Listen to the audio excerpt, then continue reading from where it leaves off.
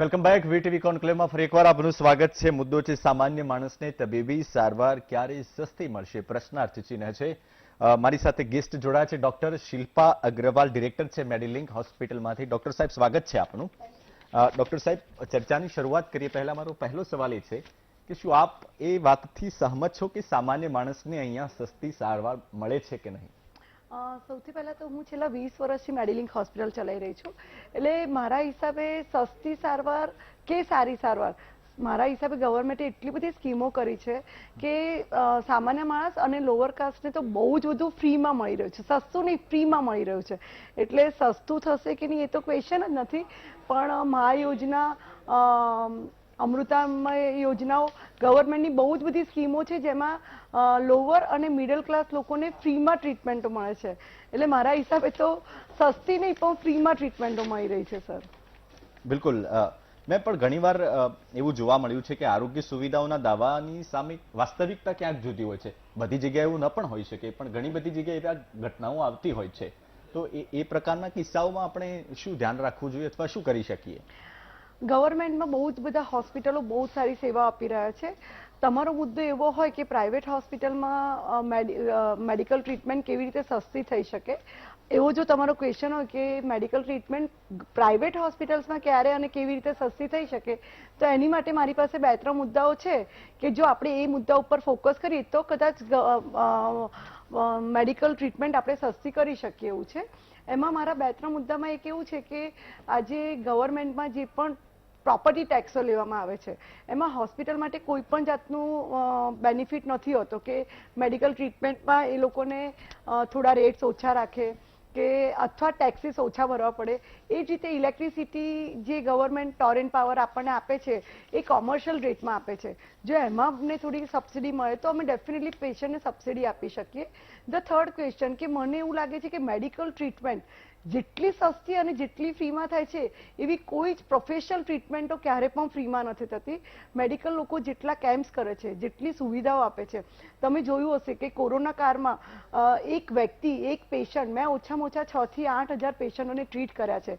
તો જ્યારે એના રિલેટિવ એમને મળવા નથી આવતા, પેશન્ટ એક્સપાયર થયા પછી પેશન્ટને ડેડ બોડીને પણ ટચ કરવા તૈયાર નથી, ત્યાં તબીબી સેવાઓ અને એને લગતા દરેક વ્યક્તિઓ, અમારા સિક્યોરિટી ગાર્ડથી લઈને વોર્ડ બોય, આયામાસી, નર્સિંગ સ્ટાફ, એડમિનિસ્ટ્રેશન સ્ટાફે પોતાના લાઈફનું જોખમ લઈને, પૈસો મહત્વનો છે પણ એની સાથે પોતાની લાઈફના જોખમ સાથે બધાએ બહુ જ સારું કામ કર્યું છે. એટલે તબીબી સેવા લોકો જે આગળ વધીને કામ કરે છે એવું મારા ખ્યાલમાં કોઈ પણ પ્રોફેશન કે એડવોકેટ છે ક્યારે પણ ફ્રીમાં સર્વિસ નથી આપતા, અથવા એવા કોઈ પણ કેમ્પ નથી થતા, અથવા એવી કોઈ સંસ્થાઓ નથી ચાલતી કે જ્યાં ફ્રીમાં લીગલ એડવાઇસ થતી હોય. તો they are doing there level based. Steel હજી પણ સ્કોપ છે, પણ એમાં ગવર્મેન્ટ અને હોસ્પિટલે સાથે મળીને કંઈક કામ કરવું પડશે જેથી કરીને હજી પણ રેટ ઓછા થઈ શકે એમ છે. આપણે મહત્વની વાત કરીએ ડોક્ટર શિલ્પા અગ્રવાલ, અને એવા તબીબોને પણ આપણે બિરદાવીએ છીએ કે જેમણે આ પ્રકારની વૈશ્વિક મહામારીમાં પોતાની ચિંતા અને પોતાના પરિવારની ચિંતા કર્યા વગર પણ લોકોની સેવા કરી છે. ખ્યાતિ મલ્ટી સ્પેશિયાલિટી હોસ્પિટલથી ડોક્ટર ધ્વની પણ આપણી સાથે જોડાયા છે. ડોક્ટર ધ્વની, સવાલ એ છે કે સોસાયટી પર પોસ્ટ કોવિડની શું અસર થઈ છે? કોવિડ જેમ કે બધાને ખબર જ છે, it is one of the deadliest disease જે આજ સુધી આખા પોપ્યુલેશનને, આખા વર્લ્ડને હલાવી મૂક્યું છે એ લોકોએ. And it is not only deadly, it is even a dreadful disease.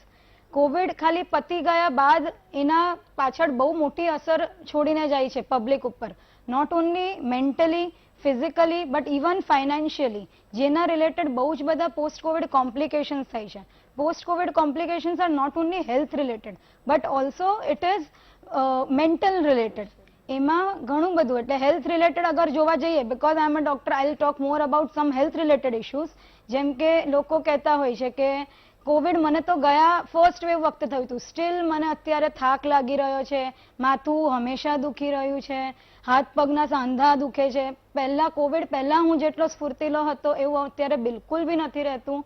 તો these are some mild post-COVID complications which has to be treated with supportive management and one of the major thing, the commonest post Covid complication is insomnia. That is લોકોને ઊંઘ જ નથી આવતી. હવે એનું 2-3 કારણ હોઈ શકે. એક તો છે કે લોકો એટલું બધું ડરી ગયા છે કોવિડના લીધે કે એ વસ્તુથી એ લોકો હજી સુધી બહાર જ નથી આવી શક્યા. અને સ્ટીલ ઓફકોર્સ વર્લ્ડ હજી પણ 3rd વેવ કોવિડની તરફ જઈ રહ્યું છે. ઇટ ઇઝ ગુડ દેટ હજી ઇન્ડિયામાં એટલા બધા કેસીસ નથી વધ્યા, બટ જેમ કે બધાને જ ખબર છે યુએસમાં already third wave has already started. So yes, it has caused a mental, it is a silent killer. Okay, even mentally it has caused lots of problem in people's health. Doctor Shilpa Agrawal, ઘણી બધી ગંભીર બીમારીઓ એવી છે કે એમાં charges લેવાતા હોય છે અને ઘણી બધી ગંભીર બીમારીઓ એવી છે કે એની સિવિલ હોસ્પિટલમાં સારવાર કદાચ ન પણ થતી હોય તો, અને સામે જે પરિવાર છે, જે દર્દી છે, એ એના માટે એટલો લાયક અથવા સક્ષમ નથી કે એ ગંભીર બીમારીમાં ચાર્જીસ ચૂકવી શકે.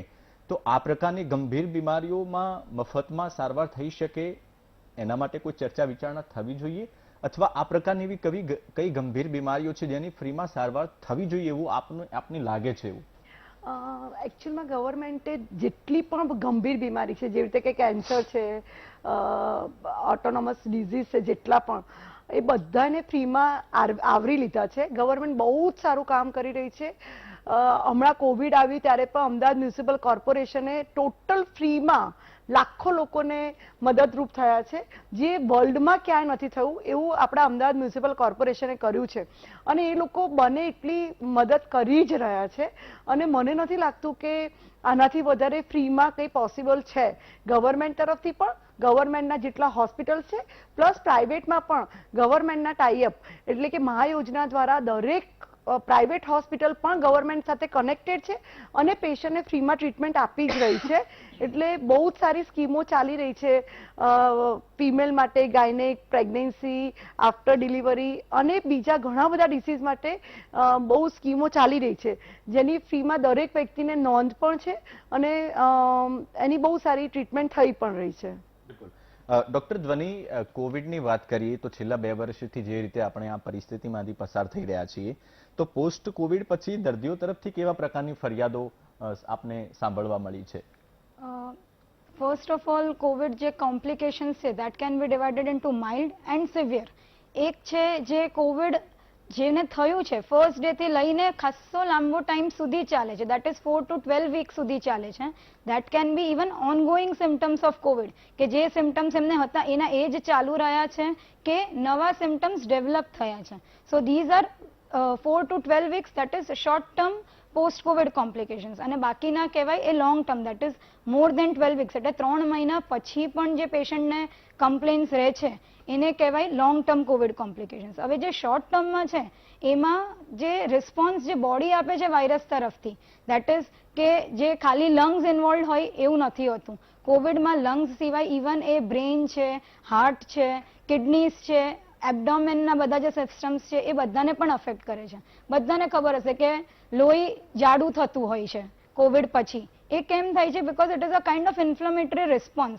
એટલે હંમેશા કોવિડથી તમે રિકવર થયા પછી ઇટ ઇઝ નોટ નેસેસરી કે you are absolutely healthy. You have to C after few science and symptoms અને તરત જ તમારે ડોક્ટરને અપ્રોચ કરવો જોઈએ. મ્યુકરમાઇકોસિસ જેમ કે ફર્સ્ટમાં નહીં પણ સેકન્ડ વેવ પછી તો it was very common and it turned out to be even more dangerous than covid. કોવિડથી કદાચ એકવાર તમે સાજા થઈ ગયા, પણ ઘણા લોકો મ્યુકરમાઇકોસિસમાં પણ ડેથ ફેટાલિટી ખાસી વધારે થઈ હતી. તો these are short term Covid complications જે 12 વીક પહેલા થઈ જાય છે અને 12 વીક પછી એટલે 3 મહિના પછી જે માઇલ્ડ સિમ્ટમ્સ હોય છે, જેમ કે ક્રોનિક ફટીગ સિન્ડ્રોમ કહેવાય છે એક વસ્તુ, which includes all these things, કે persistent of headache, persistent of joint pain, weakness, અશક્તિ લાગ્યા કરે, ભૂખ ઓછી થઈ ગઈ છે. સાવ પહેલા તો હું 10 રોટલી ખાતો હતો અને હવે માંડ 2 પણ ખવાય છે. સો these all are a constitution of symptoms which comes under the heading of chronic fatigue syndrome, જે બહુ જ નવી ટર્મિનોલોજી જે આ કોવિડ પછી બહુ પ્રેવેલન્ટ થઈ ગઈ છે. ડોક્ટર, કોવિડની વાત નીકળી છે એટલે એક વાત હું ઉમેરી દઉં કે એ વાત સાચી છે કે જે લોકો ટોબેકોનું સેવન કરે છે એ લોકોમાં વધારે અસર જોવા મળી? હા, it is always like that કે કોવિડના complications it is more predisposed in patients who are elderly age, who have comorbidities, એટલે કે બીપી છે, ડાયાબિટીસ છે, તંબાકુનું સેવન કરે છે, દારૂ પીવે છે વધારે, એ બધામાં of course the chances of post Covid complications are more than a healthy person, but still healthy પર્સનમાં પણ હવે આ બધા કોમ્પ્લિકેશન્સ થવા માંડ્યા છે. એટલે ઓફકોર્સ કોમોર્બિડિટીઝ હોય એ લોકોએ તો ખાસ સાચવવું જ પડે, અને કંઈ પણ સાઇન સિમ્ટમ્સ હોય તો they should contact a doctor immediately. Doctor Shilpaji, કોવિડમાં ઘણા બધા કિસ્સાઓ એવા પણ સામે આવ્યા કે ઘણી બધી હોસ્પિટલોએ ઘણા મોંઘા દર લોકો પાસેથી લીધા અને એની ફરિયાદો જોવા મળી. ઘણા બધા લોકોએ હાઈકોર્ટમાં જાહેર રીતેની અરજીઓ કરી. તો એ વખતે શું હોસ્પિટલોની એ જવાબદારી નહોતી, સોશિયલ રિસ્પોન્સિબિલિટી નહોતી કે દર્દીને પણ પોસાય અને એ ભાવ સંતુલન રહેવું જોઈએ? તમારી વાત બહુ જ સાચી છે. કારણ કે મેં પહેલા દિવસથી હોસ્પિટલ હેન્ડલ કર્યું છે કોવિડમાં, તો મારા પર્સનલ એક્સપિરિયન્સમાં એવું છે કે જે કોવિડ એ બીમારી અનએક્સપેક્ટેડ બીમારી હતી. મને યાદ છે જ્યારે ફર્સ્ટ ટાઈમ ગવર્મેન્ટે મને કમ્પલસરી કોવિડ લેવાનું કીધું ત્યારે મારા દરેક સ્ટાફે રિઝાઇન કરી દીધું હતું. Not a single staff is allowed to come to the hospital and give the treatment for the patients. અને એ ટાઈમમાં દરેકે પોતાની જાનનું જોખમ લઈને જ્યારે ટ્રીટમેન્ટ આપી ત્યારે દરેક સ્ટાફે ઘણા હાયર ચાર્જ લીધા. સ્ટાફે બીજા ઓક્સિજન, સેકન્ડ વેવમાં આપણને ઓક્સિજન બિલકુલ મળ્યું જ નથી. હું રાત્રે ઓછામાં ઓછું 4 થી 5 વાર એક જગ્યાએથી બીજી જગ્યાએથી ત્રીજી જગ્યાએ ઓક્સિજન માટે દોડી છું. અને ચાર્જીસની વાત લેવામાં આવે તો ગવર્મેન્ટે નોર્મ્સ જે નક્કી કર્યા હતા એ નોર્મ્સ પ્રમાણે જ ચાર્જીસ લેવામાં આવ્યા છે. ઘણા બધા ઇન્સ્યોરન્સ કંપનીમાંથી મારી પાસે પણ બહુ જ બધી ક્વેરીઓ આવી છે, પણ ઇન્સ્યોરન્સ કંપની છેલ્લા 10 વર્ષથી દરેક પ્રાઇવેટ હોસ્પિટલને કોન્સ્ટન્ટલી ડાયરેક્ટ યા ઇનડાયરેક્ટલી હેરાન કરી રહી છે. એ લોકોએ 10 વર્ષ પહેલા જે પીપીએન રેટ રાખ્યા હતા એ જ રિવાઇઝ કરી રહી છે યા રિવાઇઝ પણ નથી કરી રહી અને પ્રેશરાઇઝ કરી રહી છે. તો that is not the right way to the treat. જે મહામારીના ટાઈમમાં જે હોસ્પિટલે આગળ આવીને આટલું બધું કામ કર્યું હોય એ ટાઈમમાં ગવર્મેન્ટે, હાઈકોર્ટે અને આપણા સોશિયલ લોકોએ પણ એ દરેક હોસ્પિટલ તથા એના દરેક સ્ટાફને બિરદાવવા જોઈએ, ના કે એમના અગેન્સ્ટમાં અથવા કોઈ બીજી એ કરવું જોઈએ. સોશિયલ રિસ્પોન્સિબિલિટી જેટલી એ લોકોએ ઉપાડી છે એની સામે હાઈકોર્ટે પણ એમને સમજવા જોઈએ કે એ લોકોએ શું કર્યું છે. અને ઇન્સ્યોરન્સ કંપનીવાળા તો ખોટી રીતે દરેક પેશન્ટ થ્રુ આપણને દબાવે છે અને એ લોકોએ જે નેચરલ ગવર્મેન્ટે નોર્મ્સ નક્કી કર્યા છે એ પેમેન્ટ આપવા પણ તૈયાર નથી. એટલે મારા હિસાબે ગવર્મેન્ટે એની સામે એક્શન લેવું જોઈએ.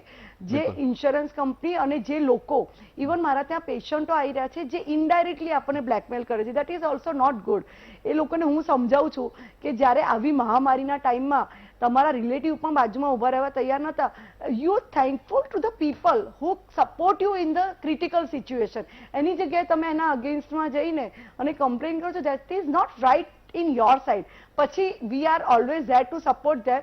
પણ મારા ખ્યાલમાં દરેક વ્યક્તિએ આ વસ્તુ સમજવી જ જોઈએ કે હોસ્પિટલોએ, હોસ્પિટલના દરેક સ્ટાફે, ગવર્મેન્ટે અને દરેક વ્યક્તિ જે આની સાથે કનેક્ટેડ હતું એને બહુ જ મહેનત કરી છે. એટલે લોકોએ એને બિરદાવવા જોઈએ, ના કે એ લોકોના અગેન્સ્ટમાં કામ કરવું જોઈએ. શિલ્પા, આપની વાતમાં એક મુદ્દો ઉભરીને આવ્યો છે, ઇન્સ્યોરન્સ કંપની અને ઘણા બધા લોકોએ બ્લેકમેલિંગ કરવાનો પ્રયાસ કર્યો. એ મુદ્દા ઉપર પણ આપણે ચર્ચા કરીશું, પરંતુ રોકાઈએ એક નાનકડા બ્રેક માટે. બ્રેક બાદ વીટીવી કોન્ક્લેવમાં પાછા ફરીએ છીએ.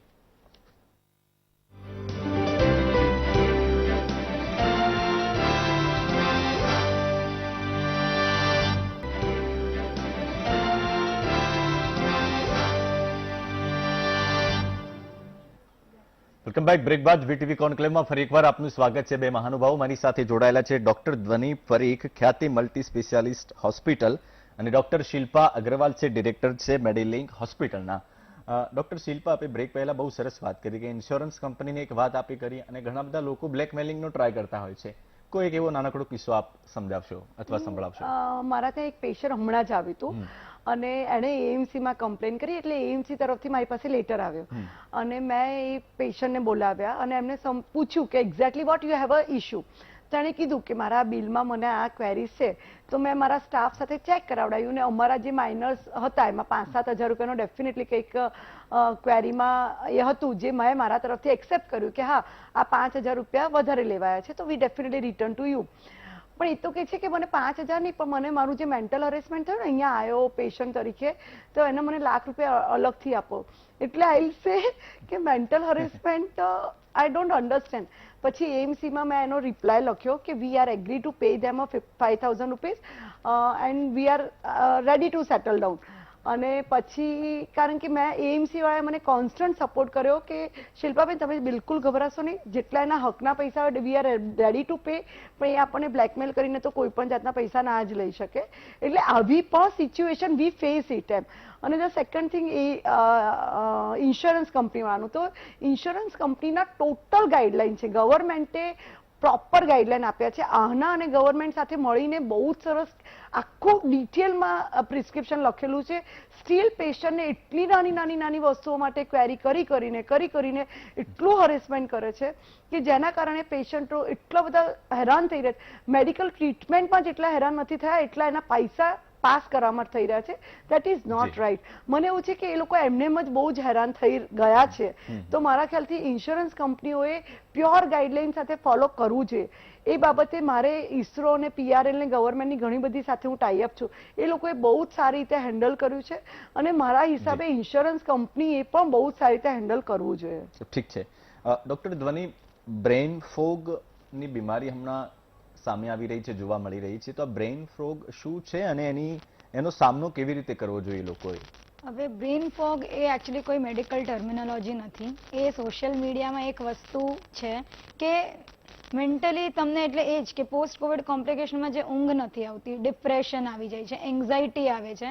એન્ડ જેમ કે શિલ્પામાં મેં કીધું કે ભાઈ લોકો એટલા બધા તૂટી ગયા છે, મેં કીધું જેમ કે ફિઝિકલી ને પ્લસ ફાઇનાન્શિયલી બી, કે એ લોકો બ્લેકમેલ સુધી આવી ગયા છે. એ પણ ડોક્ટર્સ અને એ જ જગ્યાએ મળી છે. So that is what has to be stopped. અને એના માટે પોસ્ટ કોવિડ ક્લિનિક સેટઅપ કરવું જોઈએ.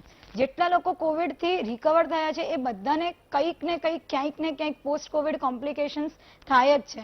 એકદમ ભલે માઇલ્ડ સિમ્ટમ્સ હોય, બટ આ બ્રેઇન ફોગ જેવી વસ્તુ કે ભાઈ બધું ધૂંધળું દેખાય છે, they are enable two concentrate, કે ભાઈ પહેલા કામ કરવામાં જે સ્ફૂર્તિ હતી, જે કેપેસિટીથી કામ કરી શકતા હતા, જે કોન્સન્ટ્રેશનથી કામ કરતા હતા, એ નથી થઈ શકતું.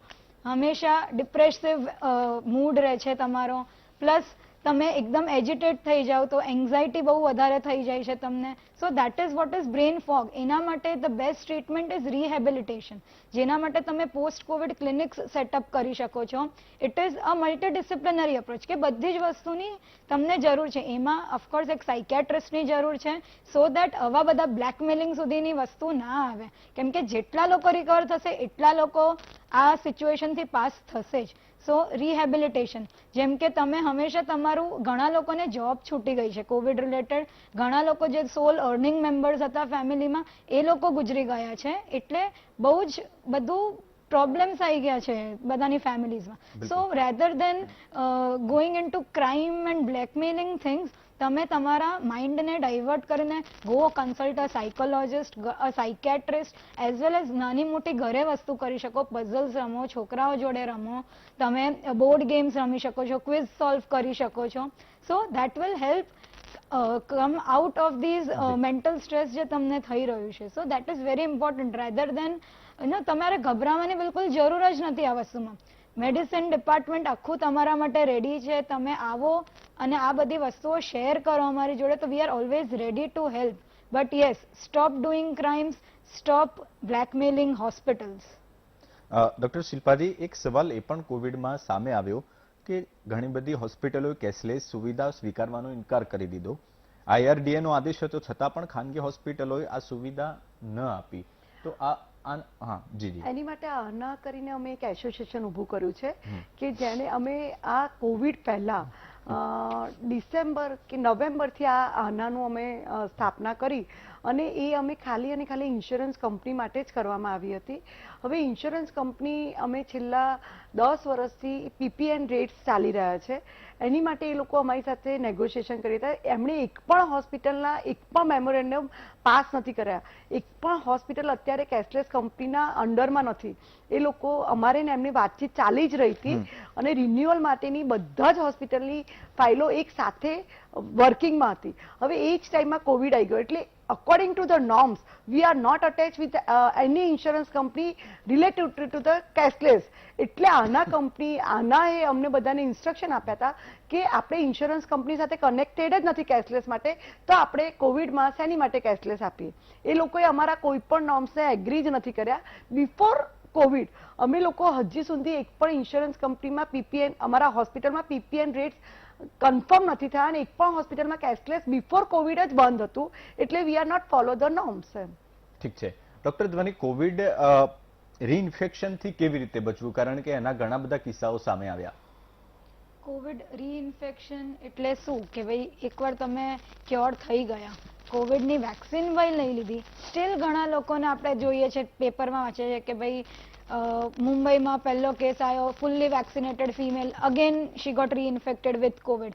બટ સ્ટીલ કોવિડ રીઇન્ફેક્શન થઈ શકે because each and every time the virus is mutating itself. That is કે એના જેનેટિક્સમાં અંદર કંઈક ને કંઈક ચેન્જ થઈ રહ્યું છે જેના માટે આપણી બોડી સિસ્ટમ ઇમ્યુન નથી. પણ the best thing is vaccination. તમારે વેક્સિનેશનનો કોર્સ તો પૂરો કરો જ. એ છતાં જે અત્યારે લોકોને છે કે હવે તો ક્યાં કોવિડ આવવાનું છે ને મને તો કોવિડ ઇન્ફેક્શન થઈ ગયું છે, હવે માસ્ક પહેરવાની જરૂર નથી, તો એ તદ્દન ખોટી વાત છે. It is very important to wear a mask, maintain a social distance, wash your hands or sanitize it with a alcohol based sanitizer or something, and immediately કોઈ પણ symptoms થાય એને ઇગ્નોર ના કરવું અને ડોક્ટર પાસે જવું. That is the 5 main basic things to prevent yourself from COVID reinfection. Doctor Shilpaji, છેલ્લો સવાલ હું આપને પૂછું છું કે એવી કઈ ગંભીર મોટી મોટી બીમારીઓ છે જ્યાં આપણે ત્યાં સસ્તી સારવાર આપણે આપીએ છીએ? ગવર્મેન્ટ તરફથી ડાયાલિસિસ જે બહુ જ નોમિનેટ રેટમાં કરવામાં આવે છે, કેન્સર કે જેમાં પેશન્ટને બહુ જ મોટું ફાઇનાન્શિયલ જરૂરિયાત હોય છે જે ગવર્મેન્ટ તરફથી ફ્રીમાં છે, કાર્ડિયક પ્રોબ્લેમ, કોઈ પણ જાતનો કાર્ડિયક પ્રોબ્લેમ હોય તો એ ગવર્મેન્ટ તરફથી ફ્રી છે, અને બીજા કિડનીને લગતા પણ દરેક એ ફ્રી છે. જ્યારે ફિમેલ પ્રેગ્નન્ટ હોય અને એને બાળક થાય એ પણ 700 રૂપિયામાં અને 500 રૂપિયામાં ડિલિવરી થઈ શકે છે. એના પછી બાળકને પણ કોઈ ગંભીર બીમારી થાય તો એ પણ ગવર્મેન્ટ તરફથી ફ્રી છે. એટલે ગવર્મેન્ટ બહુ જ સારી ફેસિલિટીઝ દરેક નાગરિકને આપી રહી છે, જે પોતે ગવર્મેન્ટ હોસ્પિટલ્સ અને પ્રાઇવેટ સાથે બંનેમાં મળીને બહુ સારી રીતે ફોલોઅપ થઈ શકે છે. ડોક્ટર ધ્વની, આપને આ સવાલ કરું છું કે ત્રીજી વેવની જે વાત ચાલી રહી છે કે ત્રીજી વેવ આવશે કે ખબર નહીં કેમ, તો ઘણા બધા લોકોએ લાઇટલી લેવાનું શરૂ કરી દીધું છે. જેટલા ગંભીર ફર્સ્ટ અને સેકન્ડમાં હતા એટલા હાલ નથી જોવા મળી રહ્યા, તો લોકોએ કેવી કાળજી રાખવી પડશે? લોકોએ કાળજીમાં એ જ છે કે હવે this is a warning sign કે ઓલરેડી યુએસમાં સ્ટાર્ટ થઈ ગઈ છે થર્ડ વેવ, તો ધેર ઇઝ અ પોસિબિલિટી કે ગમે ત્યારે એ વસ્તુ ઇન્ડિયામાં આવે. હવે જેમ કે ખબર પડી છે, ફ્લાઇટ્સ ચાલુ થઈ ગઈ છે, નોટ ઓનલી વંદે ભારત, બધી જ ટાઈપની બધી જ ફ્લાઇટ્સ, કતાર ને એર ઇન્ડિયા ને બધું જ સ્ટાર્ટ થઈ ગયું છે. સો ઓફકોર્સ ટુરિઝમ ને બધું પણ સ્ટાર્ટ થવા માંડ્યું છે. તો દેર આર ઓલવેઝ ચાન્સીસ કે ત્યાંનું મ્યુટેટેડ વાયરસ ઇન્ડિયામાં આવી શકે છે. એટલે ભેગા ના થવું, ભેગા થાવ તો always wear a mask and keep a social distance. Do not take it lightly. ગમે ત્યારે થર્ડ વેવ આવવાના ચાન્સીસ પૂરેપૂરા છે. જે પ્રમાણે ગવર્મેન્ટ બધા જ નોર્મ્સ ઇઝ ઓફ કરી રહ્યા છે, બધી જ વસ્તુ ખોલી રહ્યા છે, ધેર ઇઝ અ પોસિબિલિટી કે થર્ડ વેવ આવી શકે. So be careful, do not worry but be careful. અને જે લોકોને બીમારી થોડીક વધારે છે, કોમોર્બિડિટીઝ વધારે છે, એ લોકોએ થોડીક એક્સ્ટ્રા કેર લેવી જોઈએ. ખૂબ ખૂબ આભાર ડોક્ટર ધ્વની અને ડોક્ટર શિલ્પાજી, આપ મારી સાથે જોડાયા માટે. દર્શક મિત્રો, વીટીવી કોન્ક્લેવમાં રોકાઈ એક નાનકડા બ્રેક માટે, અને બ્રેક બાદ આપની સાથે જોડાશે મારા સહયોગી નિશિત રાજ્યગુરુ. વીટીવી કોન્ક્લેવમાં આગળનો મુદ્દો હશે ગ્રામીણ ગુજરાતમાં આરોગ્યની સ્થિતિ ક્યારે સુધરશે. એક બ્રેક બાદ. Thank you.